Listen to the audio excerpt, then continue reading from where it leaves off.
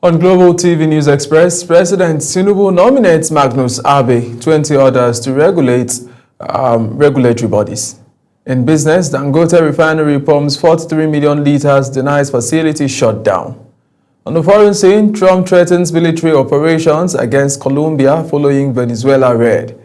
And in sports, Manchester United head coach Amorim sacked.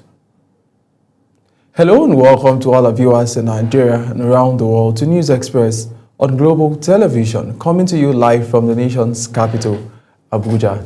I am Ubong Usoro. A quick reminder, Global Television is on DSTV channel 365 and StarTimes channel 276. President Bola Tinubu has nominated former Southeast Senator Magnus Abe as chairman of the Nigerian Upstream Petroleum Regulatory Commission, seeking the Senate's confirmation for him and 20 other nominees to serve on the board of the two key petroleum regulatory agencies in the country. A statement by the Special Advisor to the President on Information and Strategy, Bayo Onanuga, stated that Abe will lead the Nigerian Upstream Petroleum Regulatory Commission board alongside other non-executive commissioners, including Paul Jesse, a former trade union Congress chairman in Kaduna, and Sunday Babalola, a former deputy director of the defunct Department of Petroleum Resources. In separate letters to the Senate, the President requested expedited approval for board members of the Commission and the Nigerian Midstream and Downstream Petroleum Regulatory Authority. Chairman of the All Progressive Congress Volunteer Group in Kano, Usman Alhaji, has assured President Bola Tinubu that the state will deliver 500,000 votes in the 2027 general elections. He gave the assurance during a strategic meeting with party volunteers drawn from all 44 local government areas of the state. Party stakeholders at the gathering also expressed support for ongoing effort to persuade Governor Abba Kabi Yusuf to join the APC. Global TV correspondent Idris Jibrin reports. These are members of the APC volunteer group led by former secretary to the state government, Alhaji Usman Alhaji. The meeting is part of preparation ahead of the 2027 general elections and to reinforce Kano's political unity behind President Tinubu. He says the goal is to consolidate support across the state and mobilize at least 500,000 votes for the president. He also welcomed the ongoing political consultations aimed at bringing Governor Abba Kabir Yusuf into the APC, describing it as a move in the best interest of the people. Today, the purpose of this gathering is our annual meeting where we invite representatives from the 44 local governments of Kano State. And we get together. Today's theme and the objective is to promote unity of APC in Kano State and of course to therefore promote the chances of winning the 2027 general election. We are lucky the governor of Kano State has announced his intention to come into the APC. This also makes the theme today much more important: unity and victory. Stakeholders at the meeting emphasized the need for total loyalty and cooperation from members at all levels, ward, local government and state, to strengthen the party's structure. I wouldn't mind if I have a job to lose for Kano people to triumph. I wouldn't mind if I have a job to lose. I wouldn't mind to lose if the governor comes on board, if Kano will remain peaceful, Kano will remain united. Kano will continue to be at the lead of Nigeria's democracy because we're the biggest democracy today. So I wouldn't mind because I am a popular leader.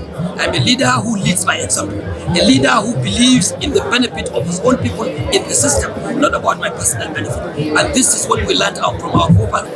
His Excellency, the Executive Governor of Kano State, Abba Kabir Yusuf, is preparing to come to APC.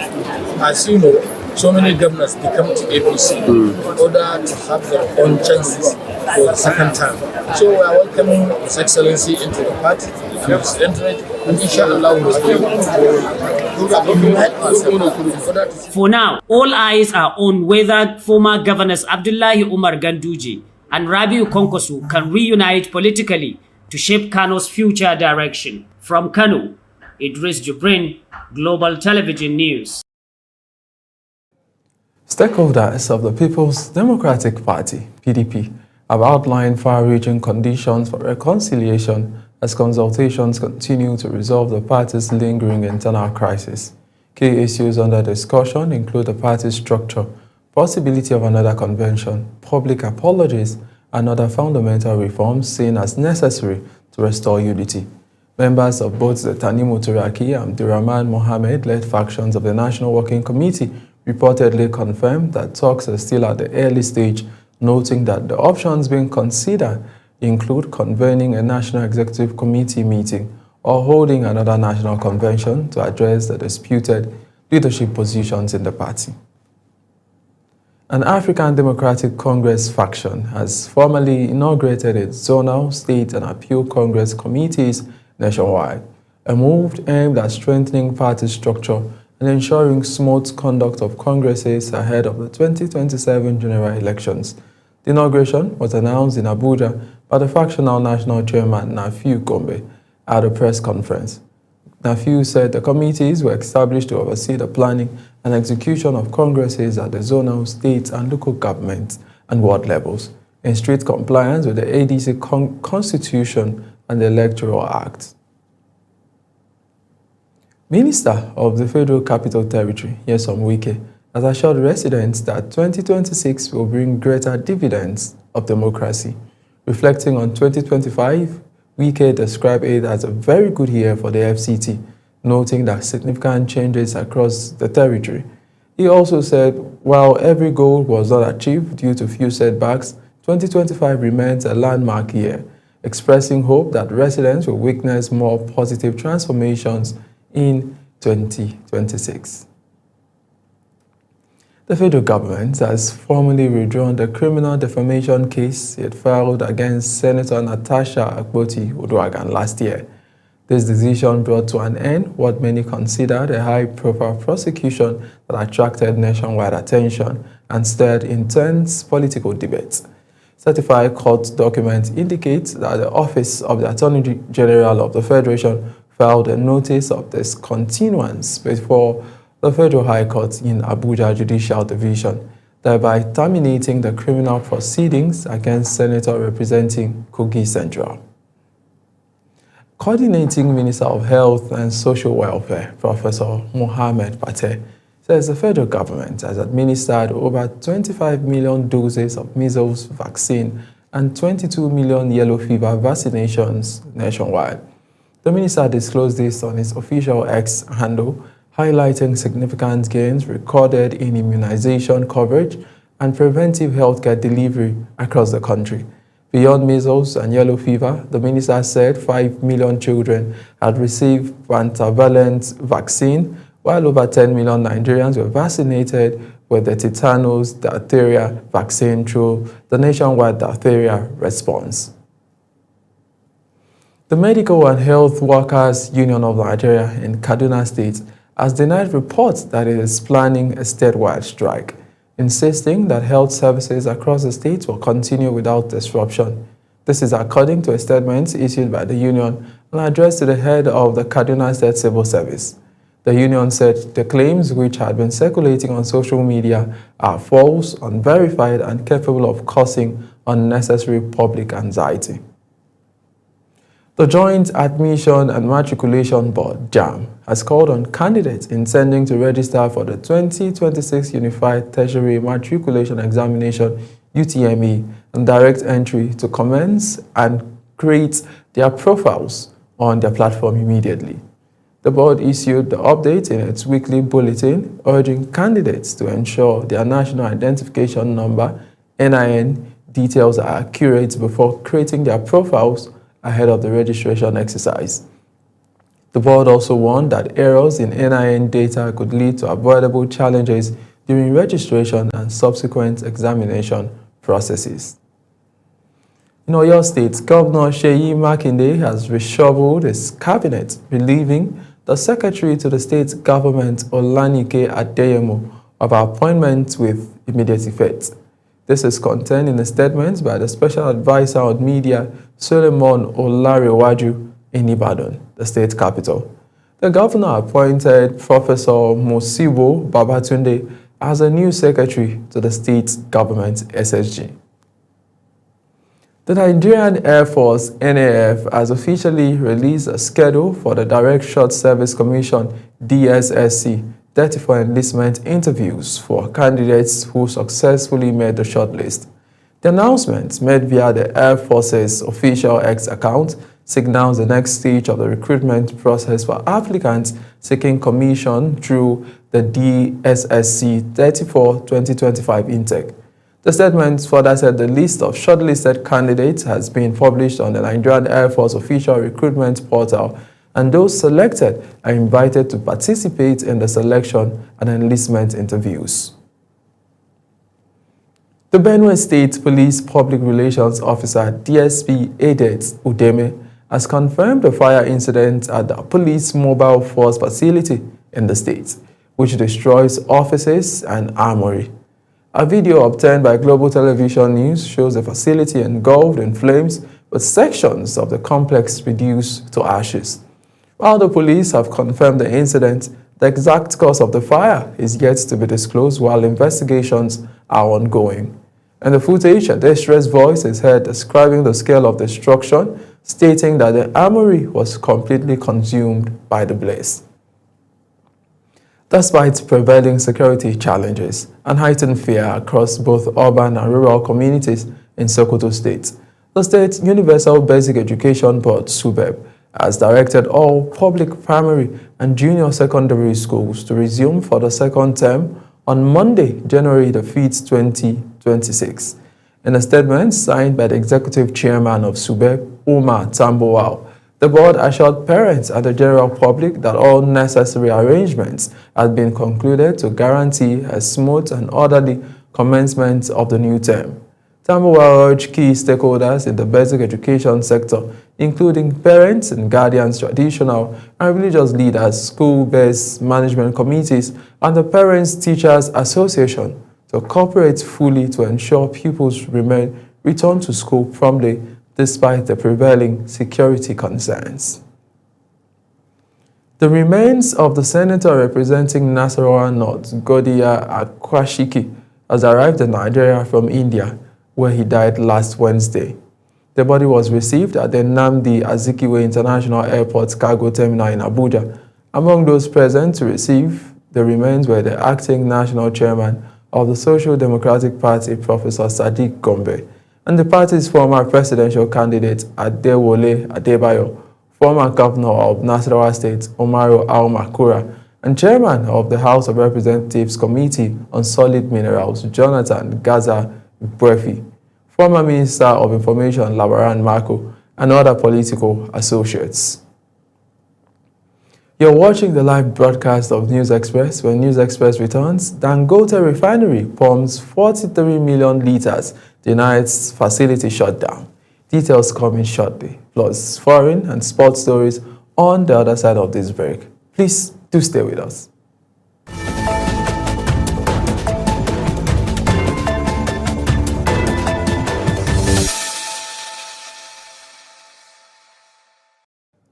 Let's do business now. Officials of the Dangote Petroleum Refinery have said that the plant pumped 43.3 million litres of premium motor spirits petrol into the Nigerian market. Officials debunk claims that the refinery has shut down its petrol processing units for maintenance. They also noted that some marketers were only looking for excuses to increase petrol gantry prices, which the refinery crashed from 828 naira to 699 naira per litre. The Central Bank of Nigeria, CBN, has cautioned that higher concentration risk from the ongoing banking sector recapitalization could trigger investor fatigue and crowd out other issuers in the capital markets. The warning was conveyed in the Apex Bank's macroeconomic outlook for 2026, noting that this, combined with the rising non-performing loans, may weaken the bank's balance sheet and pose systemic risk to the financial sector. It added that a significant rise in non-performing loans could impair asset quality and weaken banks' balance sheets, thereby posing significant systemic risk. The Organization of Petroleum Exporting Countries and its ally OPEC Plus has agreed to pause their planned oil supply increase through the first quarter of 2026, opting to maintain the current production levels amid a growing global surplus and uncertainty surrounding the future of output from Venezuela. The decision was reached at a brief meeting that was reportedly led by the group's dominant producers Saudi Arabia and Russia. Delegates at the meeting said it would be premature to adjust supply policies in response to the recent political developments in Venezuela following the reported capture of the country's leader, Nicolas Maduro, by the United States forces. On the foreign scene, Pope Leo has expressed deep concern over the recent United States raid in Venezuela, urging that the well-being of the Venezuelan people must take precedence over all other considerations. Speaking during his traditional blessing at the Vatican, the Pope called for an immediate end to violence and stressed the importance of respecting Venezuela's sovereignty. He said the unfolding situation should lead to justice and peace, not further instability.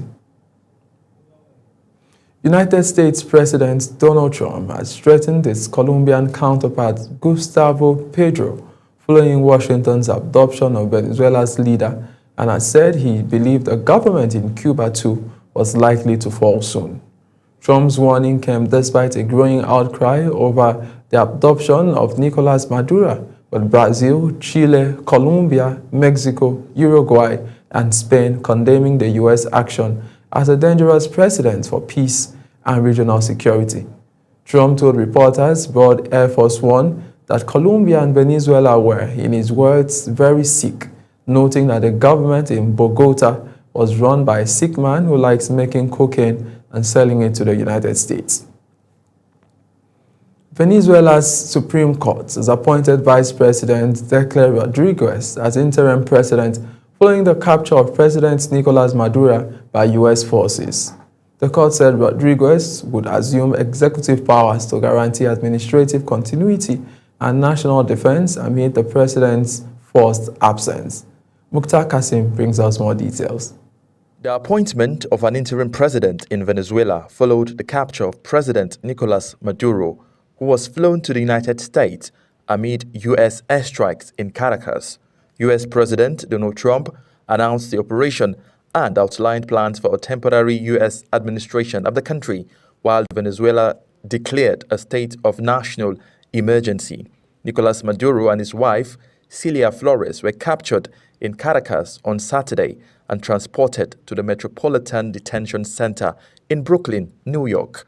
They face charges related to drug trafficking, which Maduro has long denied. Venezuelan authorities immediately declared a state of national emergency, condemning the strike as military aggression and demanding proof of life for the president and his wife.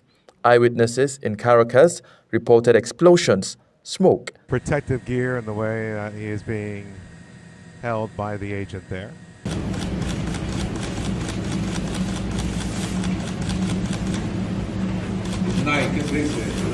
Maduro and his wife, both indicted, gave up and were taken into custody by the Department of Justice. Trump indicated that U.S. oil companies would repair Venezuela's infrastructure and generate revenue for the country, fueling international debate over the true motives behind the intervention. We're going to run the country until such time as we can do a safe, proper, and judicious transition. So we don't want to be involved with having somebody else get in, and we have the same situation that we had for the last long period of years. So we are going to run the country until such time as we can do a safe, proper, and judicious transition. The capture of Maduro marks a historic escalation in United States-Venezuela tensions, with the world divided over the legality and ethics of the strike. Venezuelans remain in shock. International bodies are calling for restraint, and Trump's statement continues to dominate the political narrative. As Maduro sits in U.S. custody, the fate of Venezuela's leadership and future stability hangs in the balance, while the international community closely monitors each development. Mukhtar Kasim, reporting for Global Television News. In sports, Nigeria continued her quest for a fourth African Cup of Nations title when they faced Mozambique in the round of 16 on Monday at the Face Stadium today. Victory will secure the Super Eagles' 12th quarter-final appearance, extending their record for the last 8 finishes ahead of Egypt, while Mozambique will make their debut at the stage after reaching the knockout phase for the 6th time in 6 attempts. The two sides have met 5 times across all competitions, with Nigeria undefeated against the Mambas, winning 4 and drawing 1. Cameroon booked a quarter-final meeting with host Morocco at the African Cup of Nations after both sides edged through contrasting rounds of 16 encounters. The indomitable Lions sealed their place in the last 8 with a 2-1 victory over South Africa, ending a 7-match winless run against Bafana in the process. Cameroon struggled to impose itself in the final third for much of the opening period, but struck decisively in the 34th minute. A corner was only partially cleared, and after a series of deflections, the ball fell kindly for Junior Tachomodo, who kept his composure to call home his first international goal from close range. To Manchester United now, where head coach Ruben Amorim has been sacked. This follows Amorim's comments after their 1-1 draw with Leeds United. The Portuguese criticized United's hierarchy, asking them to do their jobs in a festive press conference. As Global Television News Express comes to an end, let's take a recap of our top stories. President Bola Tinubu has nominated former Rivers Southeast Senator Magnus Abe as chairman of the Nigerian Upstream Petroleum Regulatory Commission, seeking the Senate's confirmation for him and 20 other nominees to serve on the board of the 2 key petroleum regulatory agencies. In business, officials of Dangote Petroleum Refinery have said that the plant pumped 43.3 million liters of premium motor spirit petrol into the Nigerian market. On the foreign scene, United States President Donald Trump has strengthened his Colombian counterpart Gustavo Petro following Washington's adoption of Venezuela's leader, and said he believes the government in Cuba too was likely to fall soon. In sports, Manchester have sacked Ruben Amorim as their chairman. And that's it on News Express. A quick reminder, Global Television is on DSTV channel 365 and Star Times channel 276. Kindly follow us across all social media platforms down showing your screen using @Global TV NG. I am Upong Osoro. Bye for now.